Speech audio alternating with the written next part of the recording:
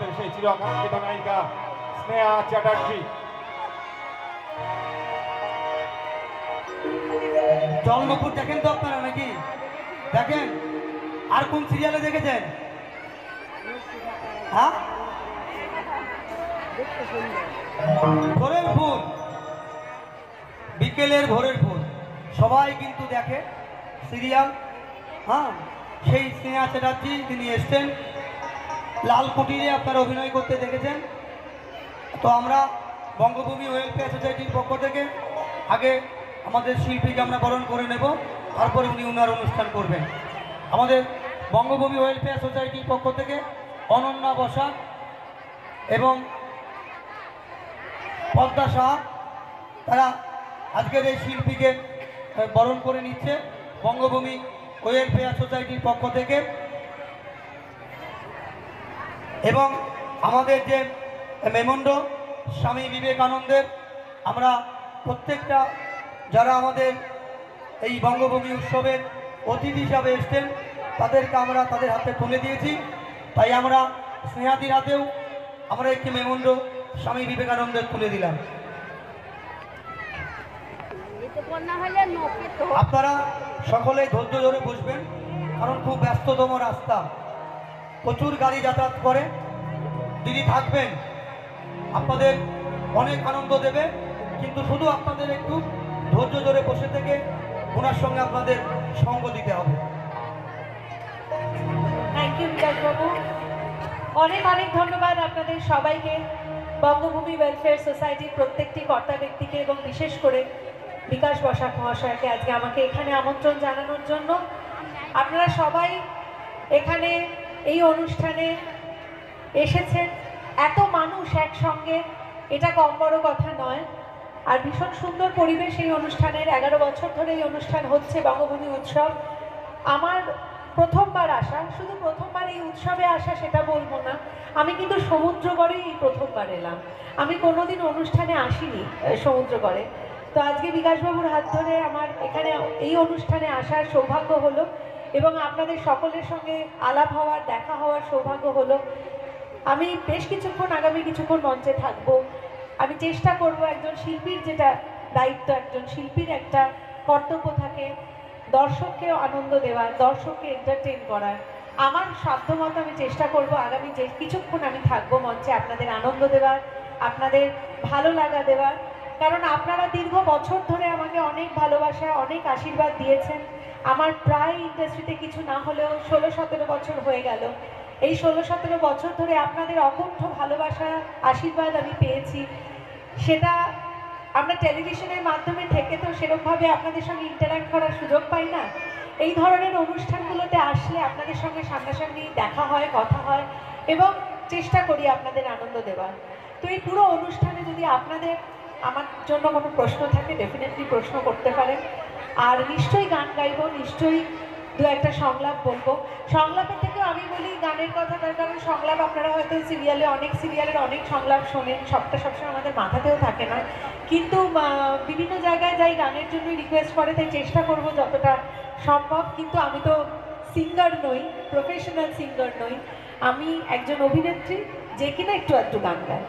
তো সেইভাবে চেষ্টা করবো আপনাদের আনন্দ দেওয়ার, সঙ্গে থাকবেন। আর নিজেদের জন্য একটু জোরে হাততালি দিন আগে। আপনাদের সবাইকে ছাড়া কিন্তু এই অনুষ্ঠান এতগুলো বছর ধরে এত সাকসেসফুল, এত সফল হতে পারতো না। আপনারা আছেন, তাই জন্যই এই অনুষ্ঠান বেঁচে আছে। এই অনুষ্ঠান বছরের পর বছর এগিয়ে চলছে এবং চলবে আগামী দিনে, সেটা আপনারা ছাড়া অসম্ভব। তাই নিজেদের জন্য জোরে হাততালি, আপনাদের অনেক অভিনন্দন, অনেক অভিবাদন জানিয়ে আজকের অনুষ্ঠান শুরু করছি। একটা গান হোক, তারপর আপনাদের সঙ্গেও একটু কথা হবে, কারণ কার কোন সিরিয়াল দেখা হয়, কোন সিরিয়াল দেখা হয় না সেটা একটু জানতে হবে। তো তাই একটা গান দিয়ে শুরু করি আগে, কেমন? বাংলা দিয়ে শুরু করি।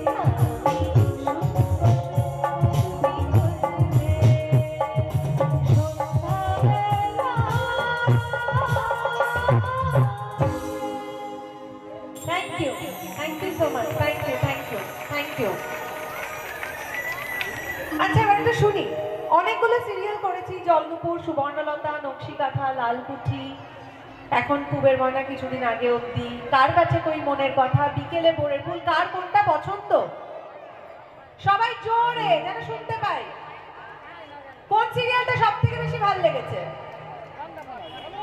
ঠান্ডায় গলা বসে গেছে সকলে একদম বসে গেছে না তাহলে কি এরকম অনুষ্ঠানে তো আদা কুচি লবঙ্গ এসব সার্ভ করা উচিত তাহলে গলা খুলবে তবে আওয়াজ পাওয়া যাবে আচ্ছা আগে এটা বলো আমাকে আমি তো খলনায়িকাও অনেক করেছি ভিলেন অনেক করেছি এবং পজিটিভ ভালো চরিত্রে অভিনয় করেছি তাহলে ভিলেনের রোলে বেশি ভালো লেগেছে আমাকে না পজিটিভ ভালো কোনটা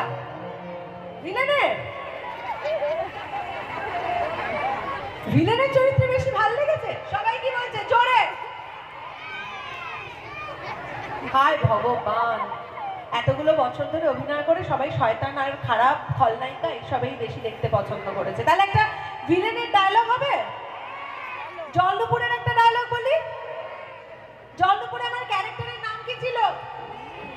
জোরে। হ্যাঁ, এই তো গলা খুলছে আস্তে আস্তে। তো জলপুরে ভূমির কি কাজ ছিল? সবার পিছন পিছন পিছন পিছন ঘুরে কে সুস্থ আছে, শান্তিতে আছে, তার জীবনে অশান্তি ডেকে আনো, এই হলো কাজ।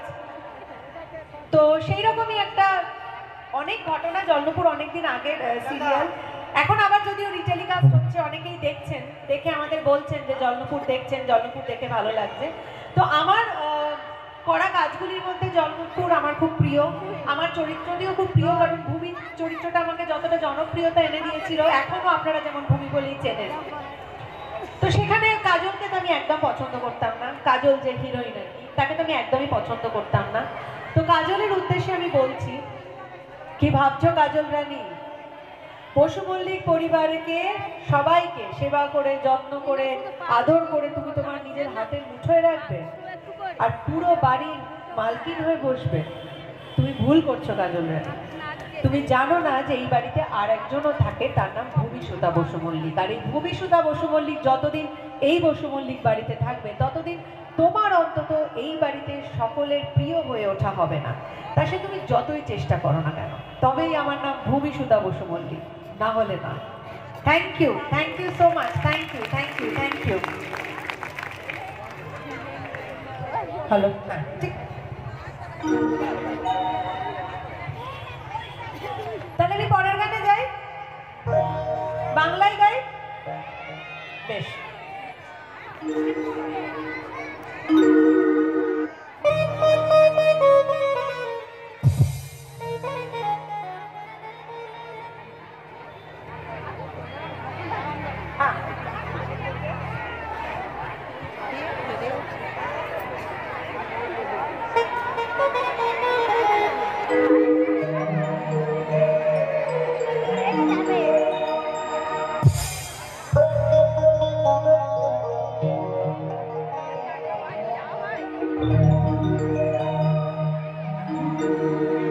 এখন খুব হিট গান, মানে এখন না, বেশ কিছুদিন ধরেই সবার জানা গান। তাই যাদের যাদের জানা গান, এদিকেও সবাইকে বলছি, যাদের যাদের জানা গান তারা সবাই গাইবেন, এবং যারা গাইতে চাইবেন অন্তত তালে তালে হাততালি দেবেন, সবার হাতগুলো যেন ওপরে দেখতে পাই। হবে তো? তা নাহলে আর একটা গান গাইবো না, ঠিক? চলো। তুমি বন্ধু কালা পাখি, আমি যেন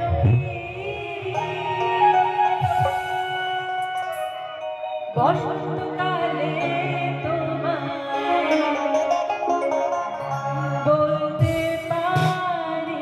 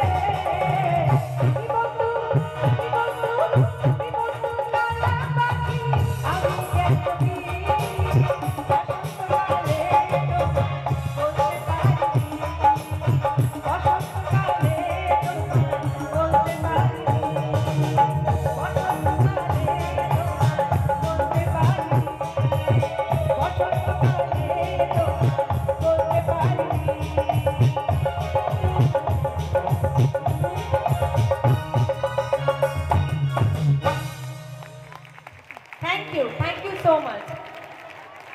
আজকে আপনাদের এই অনুষ্ঠানে যে আসতে পারলাম তার জন্য ডেফিনেটলি বঙ্গভূমি ওয়েলফেয়ার সোসাইটির সবাইকে তো অবশ্যই ধন্যবাদ জানাবো, বিকাশ বসাক মহাশয়কে, তার পরিবারকে ধন্যবাদ জানাবো, আরেকজনকে ধন্যবাদ না জানালেই নয়, যার সাথে আমি কাজ করেছি, যার সূত্রে আমার বিকাশবাবুর সঙ্গে আলাপ, তাপস একবার এসো।